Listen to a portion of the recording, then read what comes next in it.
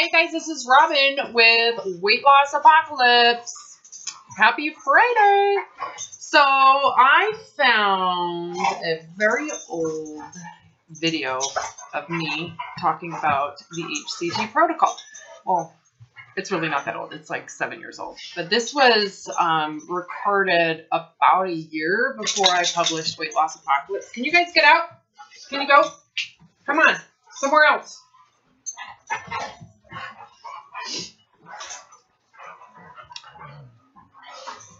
Okay, yeah. This was recorded about a year before I published Weight Loss Apocalypse, but I had already kind of started the writing process and actually was writing the hypothesis at this point and getting all that science kind of in order. And at the time, you could say that the HCG protocol was way, way more robust. There was a lot, I think, I would assume a lot more people doing it back then, but the people doing it, oh my God, come on, get out, go play outside, come on, shush. Sorry, what do you do? So when people were doing it, they were either doing it mostly online. There was a huge YouTube presence of people doing the protocol and posting their observations and their experience through YouTube community. And this was before there was really any real relevant information out there. A lot of people were going off of Kevin Trudeau's book, and anytime I actually went to speak to doctors about it, I always came up to the same roadblock, which is they would find the old, outdated research about the observations of weight loss and hunger. So this is a clip of me talking about, like, we really need to speak science, and I thought this would be kind of fun to post. You can see the aging process that of my my lovely wrinkles, especially this one right there. I love aging, actually. Anyway, so, and I was actually really excited to find this video because I recently submitted my first round of writing to the publisher about this next kind of extension of Weight Loss Apocalypse. So obviously when you watch my YouTube videos currently, most of it is in regards to body image, emotional eating disorders, and consciousness and perceptions that promote these type of strains with eating. So, when people hear that I support HCG, it's very counterintuitive to the whole recovery process that I take people through. But what they don't understand is the way that I approach the HCG protocol with clients is not to lose weight. It's not a diet. To me, it is nothing to do with how much weight they lose and how short a period of time and where are they losing inches. That to me is irrelevant. But that it is a medical treatment for healing the endocrine system and potential issues that were caused by the damages of dieting and the inflammation of fear based on, how people fear food and all that stuff. So I'm a huge supporter of it when it is done appropriately. And so this book that I am in, within, I think, months, well, I think I might publish an ebook first, a short version of the first section and another section, and the third section is ebook separately. And then in the end, I'm going to publish it all as one book so that it can be printable. And within 6 months is my estimate for that. But so yeah, a shorter ebook of the first section could be available in the next month, which would be kind of awesome. So anyways, if you have an opinion about that, when I should do that, put it down below, make a comment. Anyways, this is getting really long, but yeah, this next book is talking about the emotional impact that body image has and how it can impact how people respond to the protocol and how they do the protocol, and how, approaching it as a diet versus a medical procedure, how that ultimately can be dangerous for people psychologically, meaning the protocol can be dangerous for people with eating disorders, disordered eating, and significant body image problems. And I discussed that in this book.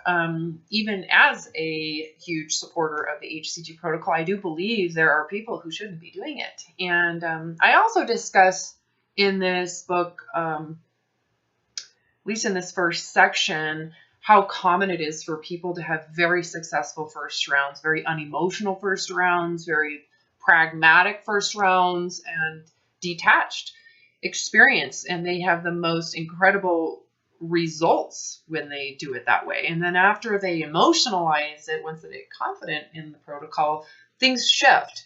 And I know those of you who've been following me for a long time and who found me through studying the HCG protocol, might have had the same experience where your first round was very detached and unemotional and amazing, whereas your subsequent rounds were highly charged, highly emotional, and actually really terrible for you psychologically.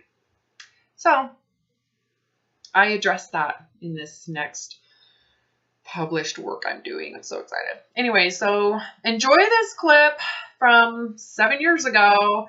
And you can tell I'm talking to kind of like the YouTube community, because that's where this was going to be posted in my Facebook group. Okay. Enjoy! Hi, this is Robin with the Mind Body Method, and I wanted to talk about why I keep on mentioning periodically on this Facebook group that we should stop talking Dr. Simeons' theory. Now, this is very different than saying we should stop talking his protocol, because the protocol, I believe, is brilliant. And the crazy part about it is Dr. Simeons created his protocol based on years and years and years of observation without scientific data and scientific information to create the protocol. So he basically took all the food out there and deducted from it and recognized certain foods on this protocol we are very susceptible to gaining weight from. And from there created a theory. Now, his theory, basically in a nutshell, is that we have 3 types of fat, and the abnormal fat we have in our body gets utilized during pregnancy with HCG, and it somehow changes the hypothalamus into allowing that fat to be utilized. And based on all of the double-blind studies that were done in the 1960s and 70s primarily, and they were done poorly. I'm not going to argue that they weren't followed dogmatically. So, and you can read them and you can tell, but that's the way things may have been done 50 years ago. And now we have all of this amazing information that, since 1994 with the discovery of leptin, has catapulted and completely evolutionized our knowledge of fat metabolism, energy homeostasis, hunger, and how our body provides energy during starvation, and how our bodies are affected by excessive fat, and how also the body, those hormones change with types of food that we eat. And so when you talk Dr. Simeons' theory, 3 types of fat in the hypothalamus, anybody who is in biology or cell biology or human physiology is going to say that doesn't make any sense.